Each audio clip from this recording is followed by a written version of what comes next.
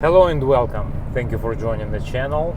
Today we have another pickup truck and it is another Raptor 2011 Raptor first generation with the 6.2 beautiful V8. With almost 200,000 miles, I purchased this truck from a dealership in Oklahoma and on the way home.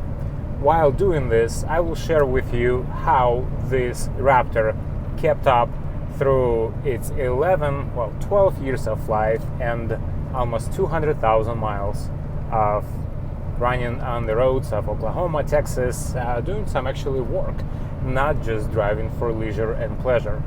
We will talk about the powertrain, suspension, the quality of the interior, how it kept up, reliability, and of course we'll talk about the money. How much it cost, how much it did, and is it a good investment of your earned dollars. The powertrain is absolutely excellent. There are no complaints, no issues with the engine whatsoever. 200,000 miles and it just whispers, it rumbles, plenty of torque, plenty of horsepower at all speeds, going up and down the mountain roads, passing, no issues whatsoever. Absolutely beautiful soundtrack at just all speeds. The 6.2 is definitely a masterpiece. No oil leaks, no any sort of other fluid leaks under the hood. No complaints. The engine at 200,000 miles is just flawless, absolutely flawless. Transmission shifts without any issues as well.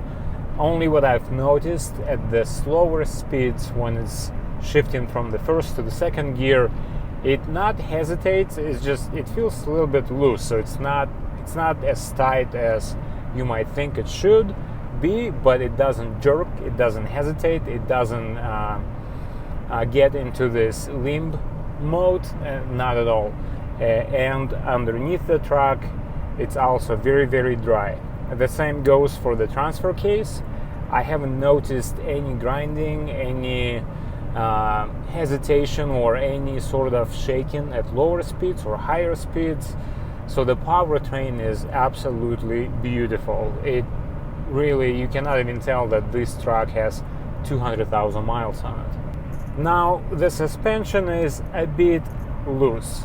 So that's where the Raptor shows 200,000 miles, and yes, it is not as, of course I've driven a new Raptor and I can compare the two, yet it's not to the level of you hearing any metal to metal banging noise. So it's all still workable. It suspends the vehicle from the road no matter what you're going through. It's just not as tight as I guess it was when it was brand new, but you know, it's Ford. So if you decide to change to the level of what you want it to be, it should not be that expensive. Plus, these trucks are very fun to work on. Everything works inside. All the dials, all the controls, knobs, buttons, AC, heater, everything works. The mirrors, they still fold. I have not found even one function that is not working. Again, 100%. After so many years, everything performs as it should. Thumbs up to Ford. Great work. High quality. Now the cabin is also quiet. There is plenty of sound insulation. It was well put together, so it's very solid. No sort of jiggling, you know, you get in the older vehicles. I would say Ford in the late 80s, early 90s, you get in them and you pass through some potholes. They're just all shaky and wiggly and juggly, and you can just see how the panels and everything is just moving inside of the truck. This doesn't happen here. Everything is just holds on together very, very nicely. And again, I will mention, nothing squeaks, nothing rattles, and going at 80 miles per hour, this 6.2 is cruising at just over 2,000 RPMs. It's quiet here, comfortable, you do not get tired. Very, very nice vehicle on the long journeys, and even at 200,000 miles and 12 years of life, it's a still very good runner. It's a still very good and solid truck. In terms of the reliability, well, again, it's a Ford. It's a very good generation of this F-150s that Ford built. This is my second truck of that generation. I've owned the 2011 5.0, also very, very nice truck. I was very happy with that. I bought it with 170,000 miles and I sold it with 220,000 miles on it. Did not have any issues at all. The same goes here. I think at this point it's fair to say that those engines will run over 300,000 miles without any problems.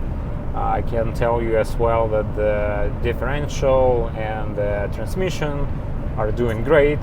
So I also got the full-on history report of maintenance on this truck, and nothing has been replaced since it rolled off the manufacturer, right, of the facility of the Ford. Whoever owned this truck prior did very good job on maintaining and just servicing it when it needed to be. And I think that's probably one of the reasons that the drivetrain is in such beautiful condition. The drivetrain is all original, no issues, everything works on the inside, on the outside, no loose panels on the inside or the outside. All the handles, all the knobs, dials, hooks, everything works.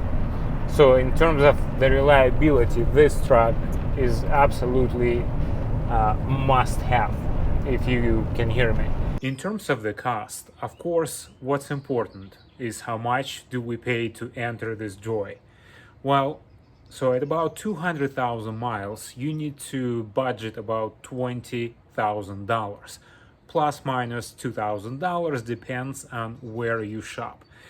Stay away from the trucks from the East Coast. Buying them in Texas, Oklahoma would be an ideal because a lot of people purchased them in those areas, and the trucks will be coming from the dry climate. Of course, pay attention to the ones that unfortunately were involved in one of the storms. So this one is dry, no issues, good. Second is the maintenance. Well, because it's a great engine, 6.2, bulletproof, you will not have any problems, and upkeep is not that expensive. Transmission we talked about is again very good, a lot more reliable than on the new Raptors. The same goes for the engine. So the 3.5 turbocharged in the new Raptors is not even close to what's inside of this truck under this hood. The same goes for the differential. So the entire drivetrain is just a lot more reliable than on the second generation of the Raptor. Where you'll pay more is on the gas mileage. But still, I was actually surprised.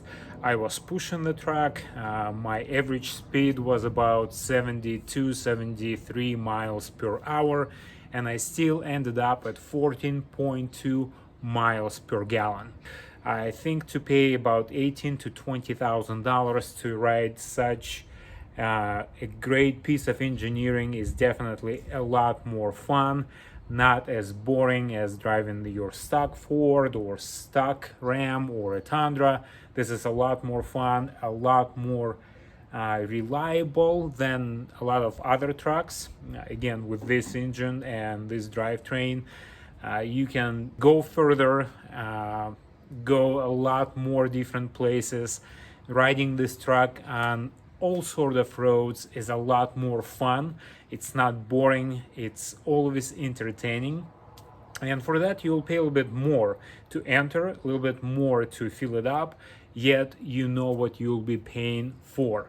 And because of all of this, because of the aspects of fun, the reliability, the unique look, and not as many of them were built, and definitely not as many of them will survive through the years to come.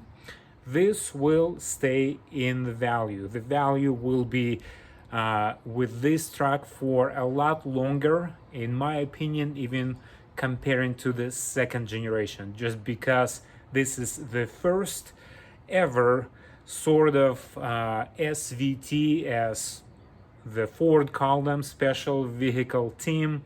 It was built not even knowing what kind of a success this class of the pickup truck will develop. And of course, now we see the second generation of Raptor and the third generation, and the T-Rex is coming out, and the Chevy is doing something. But this is the first one. And I think it's the success, and it showed what, again, Ford can do, the same with the GT or Ford GT40. So it will keep up with the value. Yes, you might pay a little bit more than comparing to the regular Ford F-150, but I think you'll get it back. And if not in the money or the value of the money, but definitely right here for all the years to come. Thanks for watching this video. I hope you enjoyed it. If so, subscribe to the channel, like the video, give me some thumbs up, drop a comment, share with somebody you know, and I hope to see you again. Bye.